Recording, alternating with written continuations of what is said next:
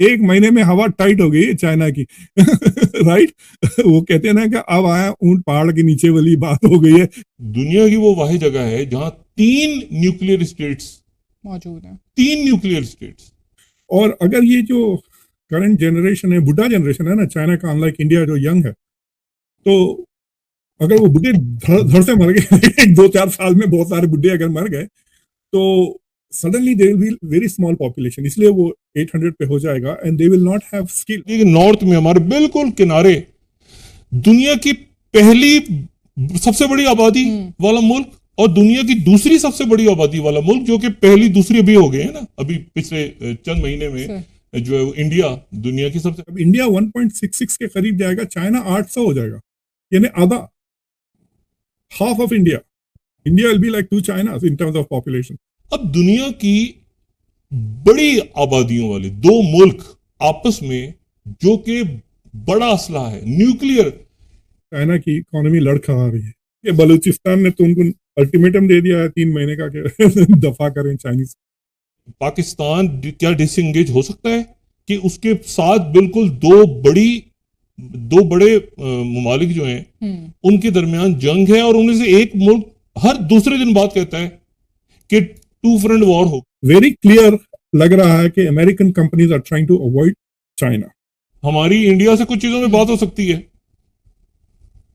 Cricket, तिजारत, art, ठीक है ना, आर्ट, ये सारा कुछ कश्मीर पे हो सकती है, नहीं हो सकती, नहीं हो सकती। कुछ चीजें ऐसी हैं जिन पे आपकी बात हो ही नहीं सकती। फॉर एग्जांपल चाइना के अंदर जो फॉरेन डायरेक्ट इन्वेस्टमेंट है इन अप्रैल जून लास्ट ईयर से 50% ड्रॉप कर गई। इस तरह डिफरेंट स्टैटिस्टिक्स आ रहे हैं और कहते हैं कि 1998 के बाद पहली दफा इतनी ज्यादा जो डिक्रीज है वो कमी जो है। जब ये सारे इवेंट्स हो रहे होंगे तो वहां पर ब्रिक्स समिट शुरू हो जाएगी। बाय द टाइम ये दौरा खत्म होगा उनका बेलारूस का, और ये तो वो वहां पर ब्रिक्स समिट शुरू हो जाएगी, जो कि एक्सपेंड होने जा रही है।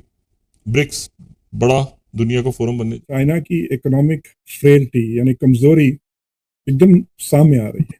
वहां पे पिछले 17 महीनों से रियल एस्टेट डाउनवर्ड है, नॉन स्टॉप। ठीक है, 17 महीने से। यहाँ पे तो घर नहीं मिल रहे हैं खरीदने के लिए अमेरिका में, वहां पे बायर्स ही नहीं है।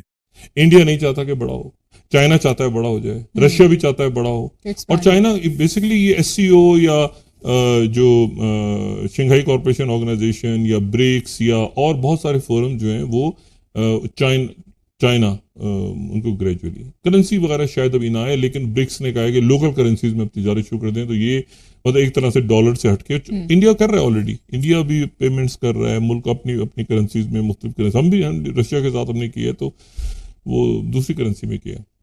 जो तीसरी मतलब जो थर्ड क्राइसिस जो चाइना में जो स्ट्रक्चरल आ गई है, एक किस्म से कंज्यूमर कॉन्फिडेंस कम हो गया है, और उसकी नजर ये आई कि पहली बार इस महीने उनके पास इन्फ्लेशन नेगेटिव में, यानी उनका कंज्यूमर प्राइस इंडेक्स गिर गया, वो नेगेटिव में जा, कीमतें कम हो रही हैं चीजों की। तो सारी दुनिया इन्फ्लेशन में जा रही है, ये डिफ्लेशन में जा रहे हैं। तो बात ये है कि ये बड़ी इंपॉर्टेंट समिट है, लेकिन उससे पहले ये वहां पर क्या प्रीमियर शी जिनपिंग की और प्राइम मिनिस्टर मोदी की मुलाकात होगी, वो डिपेंड कर रहा था इसके ऊपर कि यहाँ पर कोई ब्रेक थ्रू हो। ये हो सकती है, नहीं भी हो सकती, चीजें हो सकती हैं, या तो वो कहीं और इन्वेस्ट कर रहे हैं या वो अपना हाथ रोक लिए हैं।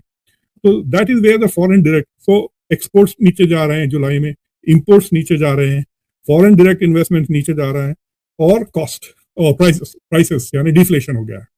तो वो कैपेसिटी भी नहीं है चाइनीज स्टेट्स में to borrow money to attract investment. बात यह है कि जो कश्मीर की बात है, तो कश्मीर के ऊपर तो बात नहीं हो सकती। हमारा वो स्टैटिक मतलब एक कहते हैं ना, कुछ चीजें आ रही हैं, कुछ होती हैं जो चीजें अपनी जगह पर कांस्टेंट होती हैं, मतलब कुछ चीजें होती हैं जो वेरिएबल्स होती हैं, तो ये कांस्टेंट है। कुछ महीने में हवा टाइट हो गई चाइना की। राइट।